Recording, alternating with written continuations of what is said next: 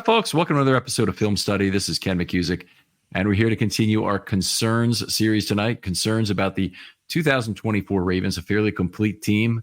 But tonight we're going to talk about their ability to beat press coverage. And here to talk about that with me is Brad McGowan. Brad, how are you doing? Ken, I'm doing great. Training camp started. I've already listened to your training camp report podcast for both days. Excited. Can't wait to keep hearing about it. Yeah, there's a lot of fun to do, and it's some of the only material in the whole year that I do solo, so I can just kind of rip through it really quickly. I don't know if the pace is to your liking, but if it's not, the folks, if I'm still not going fast enough, or the stories are too long, or whatever, send me a DM. I'd love to hear your thoughts about it on Twitter. Okay, so beating press coverage, interesting concern you picked out. Tell me why you picked this. Yeah, so the Ravens, as a team constituted under Lamar Jackson, generally throughout the season don't face a lot of press coverage, don't face a lot of man coverage, frankly. You've talked about this a bit on your podcast about how a lot of teams prefer to play zone against Lamar so the defense can have all eyes on Lamar to prevent him from scrambling. And so they don't really face a lot of press coverage. And there's probably not a lot of teams that are really set up to play predominant press coverage.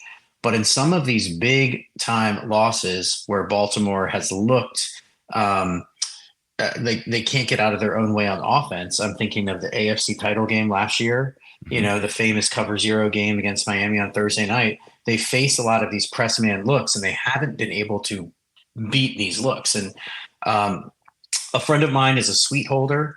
He attended the event in the spring that the Ravens hold for all the suite holders, and Harbaugh spoke, and Harbaugh shared that, frankly, the Chiefs figured out what no one else had been able to figure out all year, is that the Ravens couldn't beat press coverage last year. They forced them into a lot of press beater looks, and they couldn't do it. And, we know the result of that. So going into this season, I don't know if they have addressed that specifically. And so I think it's something worth at least exploring as a concern. Okay, very good. So well articulated. First of all, I want to talk about that suite holder event that's held. I went to that when I was at Transamerica. Transamerica had a suite, of course, and I went to that event for several years. And I'll tell you, that is one of the all-time great events that the Ravens throw each year. It's kind of, if there's two events in Baltimore you're not going to miss, don't miss the Johnny Unitas Golden Arm Awards when they're given out. I think they're still doing that, but anyway, I presume so anyway. Fantastic event where you talk to a lot of the older Colts, a few older Ravens too, and get a chance. The Colts, a lot of the times of the Burt Jones era, you get to see them. They're perfectly happy to have a nice conversation with you. They're not like not shy about giving autographs and whatnot, or wanting to charge you for an autograph, that sort of thing. They're not like that. So you get a great opportunity for that. The other event is the suite holder event. And the Ravens will have generally three people there, and sometimes four, to talk to you. And the first is Harbaugh. The second used to be Newsom, but now it would be DaCosta, who would be at that kind of thing. Then they'll have usually a current player. So I saw Ray Rice one year and Joe Flacco another. And then they'll usually have an old timer. And this was funny because Peter Boulware was there, and he's literally just standing off by himself for 15 minutes waiting for somebody to talk to him, and nobody does. But it's a great event. If you really want to get inside information on the Ravens and what's going on, terrific event to go to. It's one of the few where Harbaugh is at the answering questions, and he won't give you the coach speak in the same manner that he would at, say, the camp podium. So you get a much more thoughtful and I think open answer from them. They won't tell you everything about who they're going to draft or anything like that, but they will tell you all kinds of information. It's a great event, first of all. So your friend is lucky to go, and he should keep that a secret in terms of the tickets for his company. That is, oh no, it sucked. That's what he should be telling everybody. And then to say, yeah, I'll sign up for that next year. I'll go. Yeah. Fair enough. Well, to be fair, he is from New England originally and manages the tickets on behalf of his company. So, but yeah, I mean, when he shared that, it's something that I've been thinking a bit about, how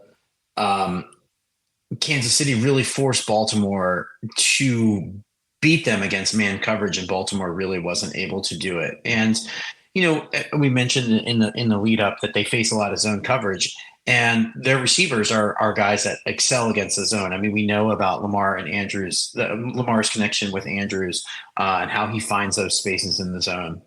we did the preview podcast talking about what we can expect from Nelson Aguilar, and he proved last year to be someone that really did understand sitting down in the zone and that extended play experience with Lamar. I've mentioned to Ken off air, I'm a big fan of the reception perception website that charts wide receiver data and rates the receiver's ability to win against press coverage, against man coverage, and against zone coverage. And they did a write up on Zay Flowers, and he was in the 90th percentile against zone. So he was excellent last year against zone. However, a lot of those receivers that we talked about, they struggle dramatically against man. Flowers, frankly, was in the 35th percentile last year against press looks, and he was the Ravens' top target earner last year. And so, it'll be interesting to see how they combat that, and if they think it's something that's important for them to be successful for 2024. Right. So let's go back to the AFC Championship game, because obviously a very disappointing loss, and a loss that came after the Ravens had beaten everybody good. Most of the bad teams as well, but everybody good they'd beaten by multiple scores. So they faced the Chiefs in this game. They hadn't lost to anybody good. And the Chiefs did come at them with probably the best three-man cornerback group in the entire league, with McDuffie and Joshua Williams and Lardarius Sneed. Lardarius Sneed had a lot of penalties last year, had 18 penalties, but the other guys are fantastic. And Sneed, penalties aside, was also outstanding in terms of what he can do. There's a lot of physicality in that group. McDuffie, a little bit smaller guy, but still a fairly physical slot corner. Are we overly concerned about it? Really, is the problem really that the Chiefs' press coverage is able to beat the Ravens' receivers, or can you generalize that problem given the difference in talent between the Chiefs and the rest of the league? I don't know that I'm smart enough to say. I think some of the more miserable losses in the Baltimore era have come when Lamar is under pressure. And in order to limit a quick throw, teams will often, if in a pressure look, they'll press or play tight man coverage in order to, again, eliminate a quick throw. And so, I can think of a number of different scenarios where that's been an issue, but your point is very valid. How many teams are actually going to be able to play this kind of defense and succeed against Baltimore? And I don't know the answer to that, but I do know that there are probably a couple things that Baltimore can do proactively in these scenarios to avoid this, outside of, having Odell Beckham of 2017 magically appear on their roster. Okay, so let's pull at that thread a little bit. So what can the Ravens do? Because, one of the obvious things you do to try and beat press coverage is to put receivers in motion. So if you've got a smaller guy, you can get him off press by putting him in motion. Does limit in some ways the routes he can run, but it's a way to get him moving and get him generally not touched off the line of scrimmage. Correct. And we saw that in the Miami game last year, where they hit that long play to Flowers when he did the speed motion route that Miami used a lot last year. So I imagine that those kinds of concepts would be successful. I think both Flowers and Bateman could potentially take a step forward this year.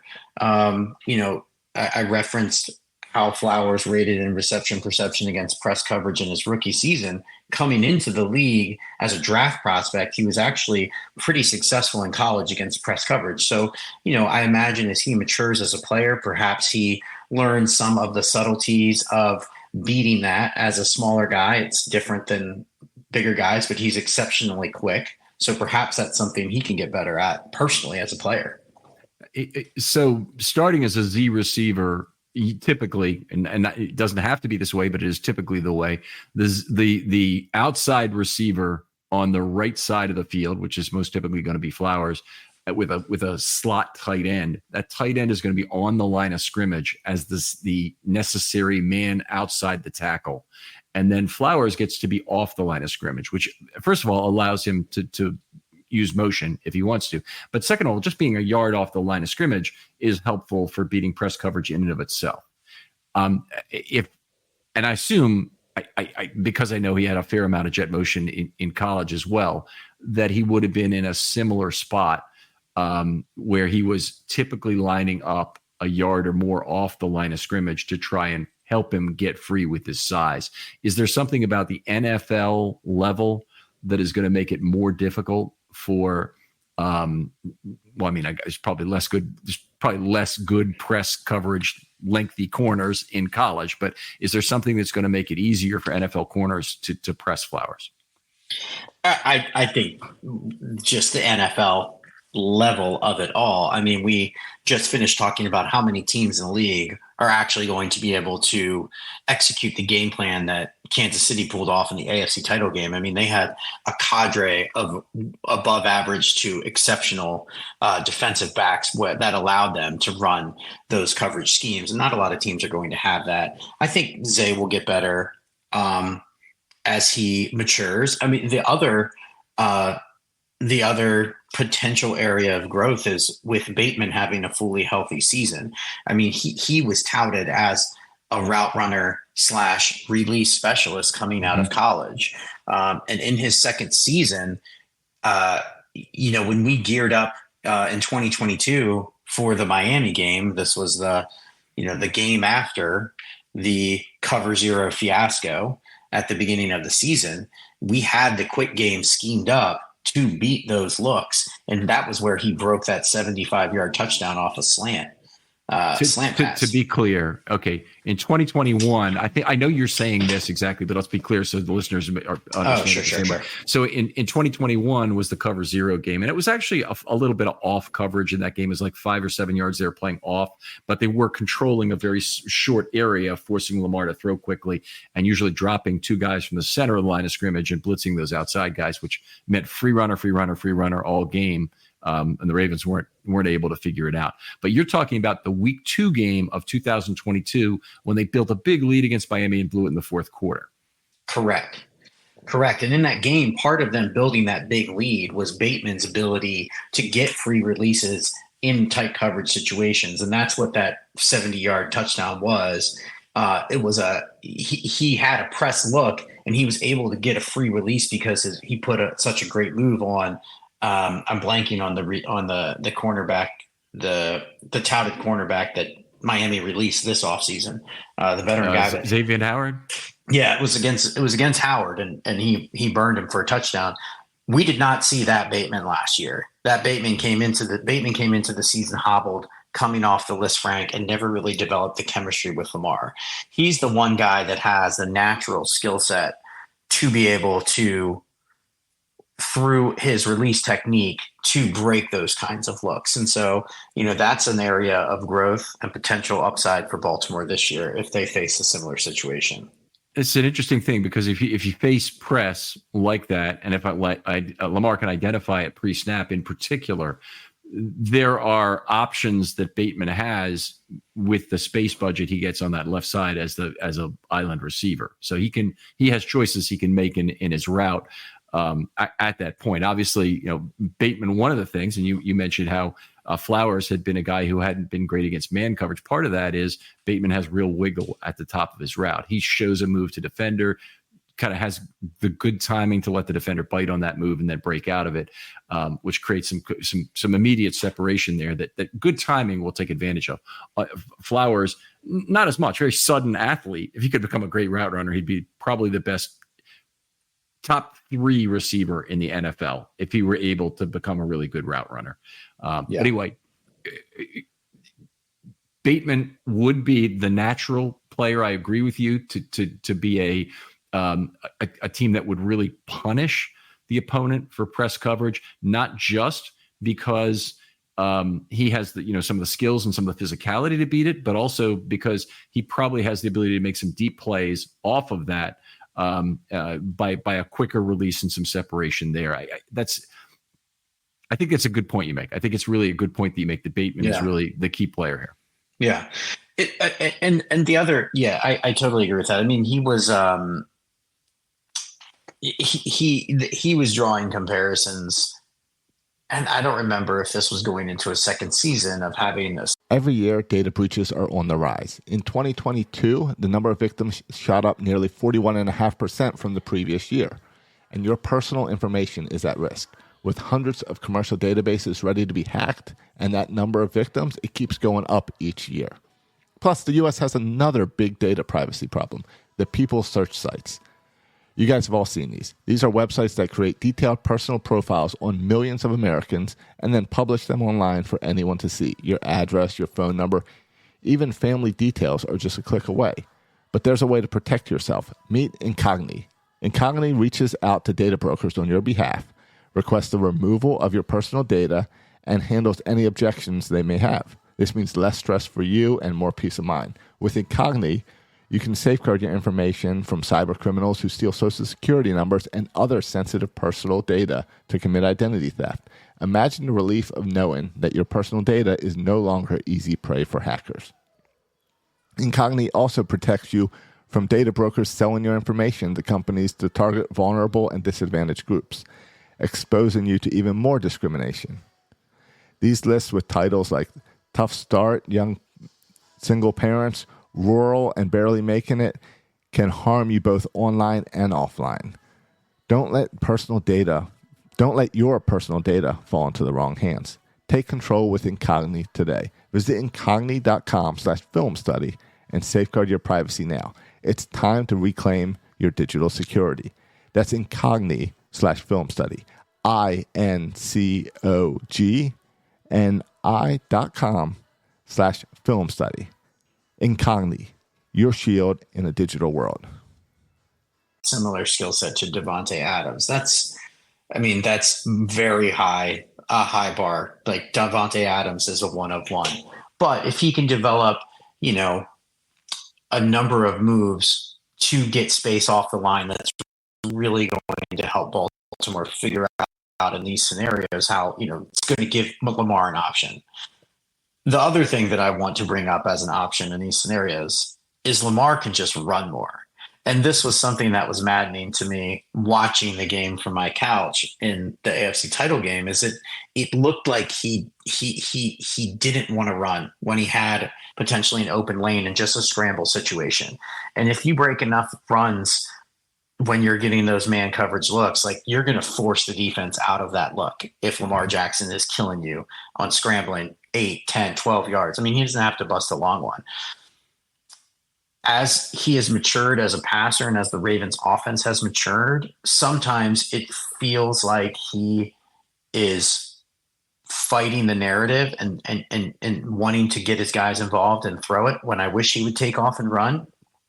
But that's all part of him just becoming the best player that he can be. And, he's two-time MVP that keeps getting better. So, I have confidence that he will keep getting better. And we heard Harbaugh the other day say that their goal is for him to be the greatest of all time. So, okay, let me compare this a little bit to poker, because in Texas Hold'em in particular, it's very easy to I won't say it's very easy. It's much easier to become a great pre-flop player than it is to become a great post-flop player. And most really great poker players want to take you to after the flop so they can read you, so they can probe at you with bets, so they can do the things to win hands and play, frankly, a lot of small pot poker to wear you down and beat you to death. That they're gonna have big advantages in. Lamar, I would say he's similar to that in that the initial play, and this is why he disdains some of the timing routes, takes away some of his advantage in that extended play poker. So if the post flop play is Lamar extending the play in any way, shape, or form, roll out, anything where he's moving away from pressure, reestablishes the lines to between him and the receiver, but it takes away a lot of the timing of the play, then he's likely to want to conserve that. I think even as a running quarterback, he probably wants to conserve his ability to run further into a play, which I think has probably led to a little bit less run efficiency on scrambles in recent years. Yeah, that's fair. The thing, and this is where I'm getting beyond the X's and O's to the mental aspect of it all. The thing that I wonder in these scenarios is he playing into the decision the defense wants him to make? And, this is where you get into the Ed Reed level of film study, where his goal was, I'm going to see your look. I'm going to know your play. I'm going to give you the look that you want to execute your play, but I'm going to do something that breaks the rules of our look because I know what you're going to do in reaction to our look. Yep. And that's the level that people don't really appreciate, where I feel people don't appreciate. And that's where, that's where the true elite quarterbacks that we think of, the Tom Brady's, this is where Mahomes has gotten, where he's going to do the thing you're not expected, or if you're forcing him into something, he's going to take what you're giving him. And that's the level that I think that's the next step for Lamar, is understanding what is the defense trying to get him to do, and then playing off of that, and playing off of that in a way that he's reading leverage and just making the guy fall on his face. And if you're not by now thinking about the iocane powder scene from the Princess Bride, you should be, probably, because that's exactly what it is. You love me to think that. Yeah.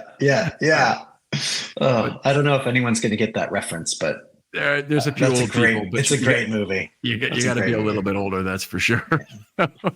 Yeah. What else? I did want to talk about whether or not the Ravens are actually creating more opportunity or more potential problems for themselves with 12 personnel, vis-a-vis beating press coverage here. With 12 personnel, are they going to put themselves in a position where they might face more press and potentially have to get off some more difficult opportunities? And also, generally speaking, when you put a big slot and a tight end, also have an inline tight end, which is the most common 12 personnel look you're going to see. Not you have YY too, but big slot plus an inline tight end is going to be the most common. Do you create such packed boxes, which is another thing I don't think the Ravens really want to create a lot, which is why I'm a little skeptical about the whole 12 personnel thing and how well it'll work. Are they creating, multiple problems for themselves with that? There's been a lot of talk this offseason about the potential for 12 personnel, with likely looking so excellent through his first 2 years, plus Andrews coming back. I think there's been numbers floated around how successful Baltimore was passing when Ricard was on the field. But I think all of that is built on the foundation that the reason passing out of 12 personnel is successful is because teams are defending against the run. And so really the answer to that question, in my opinion, is how effective are they going to be running the ball? And that's the other aspect that we didn't talk about. We don't know what to expect from Derrick Henry at this point in his career. There is a version of the season that plays out where he, doesn't look like he lost a step, and no one can stop Baltimore's rushing attack, at which point 12 personnel passing game is going to be lethal with the play action, with the things they can do based off of the defense gearing up to stop the run. I don't think 12 personnel is an answer to beating press if you can't run the ball. And in a lot of cases, the reason Baltimore is struggling with the press is because the teams are loading the box and stuffing the run, and they can't throw out of that to break them out of that. And it'll be interesting to see how their run game evolves, because I don't know. I'm not smart enough to know if you could just line up in 12 personnel and just throw the ball all over the field. I mean, those guys are good, but I can't think of a team that was successful doing that, again, where it wasn't built off of, secondary to the run game being successful, and then we're going to throw out of this. Right. I would agree with that, first of all, for starters, because it definitely makes sense that if you threaten a really dominant run game, and the Ravens threaten a really dominant one with obviously Lamar and Henry, then you can really make use of 12 personnel more, because the play action benefit you get from it. And you have two key play action targets And you've got, with Lamar, you've got good extended play targets that you can develop on that as well. If you have Kolar, for example, is in the role of Nick Boyle from 2019, if you think back to that. You do. I agree with that entirely. Is that you've really got to be very committed to continuing to run the football to make that be having the advantage of 11 personnel is you've got 3 different weapons who can have complementary routes that they each can run to try and deceive the defense. So you can have a hitch and a vertical on the outside, and you can have the possibility of running a slant from the slot or from the left side, for example. You get multiple routes and that complement each other very well in 11, but with 12, you have a little bit less verticality probably from your slot tight end in that case. Yeah, I mean, I guess there is a possibility of a lot of these teams that have a special tight end, like when we're going to play Kansas City, a lot of the defensive game plan is geared around how do we stop Kelsey. Mm-hmm. And for these elite tight ends, you need a special kind of defensive player, like whether you're putting Hamilton on him as an example. If Likely becomes another version of that, and Baltimore has 2 of those guys, then maybe that's something that we haven't seen since Aaron Hernandez and Rob Gronkowski were on the same field together. 2 guys with the skill set that you would have to have that kind of special player for each of them. And maybe that is a unique passing game that you could build a unique passing game around that. I can't think of a time where that has been an approach that a team took. Right. It's like really using 2 split tight ends, a 2-by-2 formation. And yeah, that's right. Like if Baltimore Likely were played for Kansas City, in addition to Kelsey, would we be going into the Kansas City week thinking, okay, well, Hamilton can cover Kelsey, but who's going to cover Likely? We don't have another Hamilton. And so, does that package give other teams a lot of problems where it doesn't really matter what they do on the outside because they can't defend the middle of the field?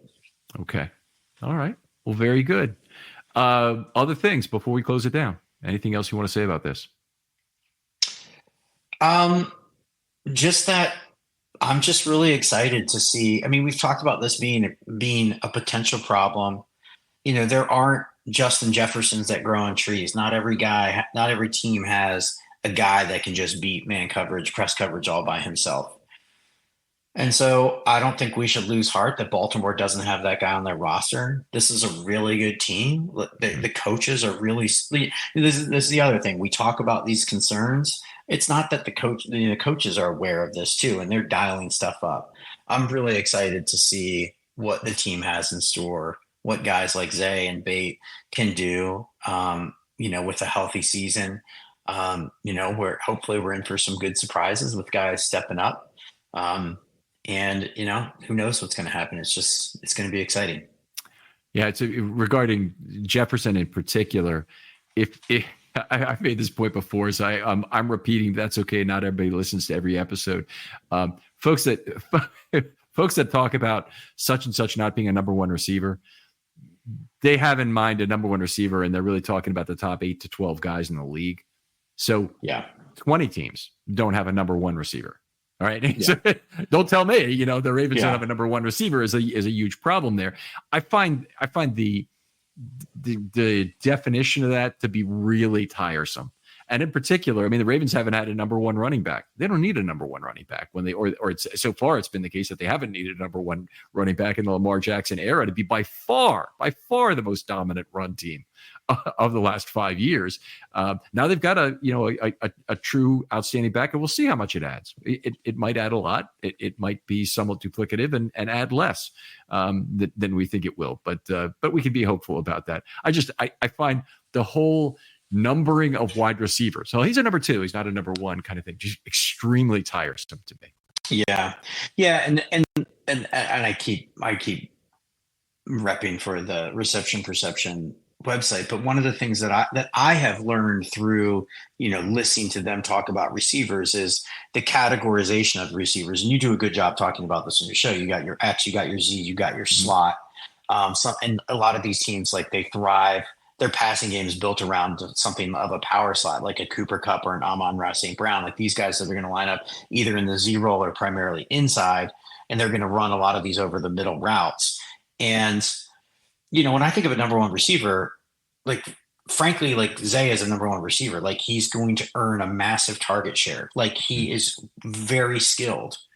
What Baltimore lacks is that press breaking X receiver. At least that's the guy that they haven't had. And that's really how we should be talking about this. And because all of these guys have different skills and capabilities. And hopefully Bateman's that guy. I mean, we've been hoping for a couple of years now, and he's shown flashes. Like he has that kind of, like, that's what he's billed as. So we'll see. That's outstanding stuff, Brad. Really appreciate having you on. This is a particularly good concerns topic, and I appreciate you bringing it to us. Tell folks where they can talk football with you. Sure. I'm on Twitter /X at MC Bradley. All right. Outstanding. Other folks out there, if you'd like to be on a film study short, hit me up. DMs are always open on Twitter. We're actually running through a big glut of programming. So if you are looking for film study content, check your podcast platform twice per day for material at this particular time. So we will have that going on for a while right now based on the shows we've had kind of in the can, ready to go. And we'll hopefully have you join us for a number of those. If you want to be on a show, obviously DM's always open. I'll get back to you very quickly on a topic that you have in mind. Brad, thanks again for coming on. Thanks, Ken. We'll talk to you next time on Film Study.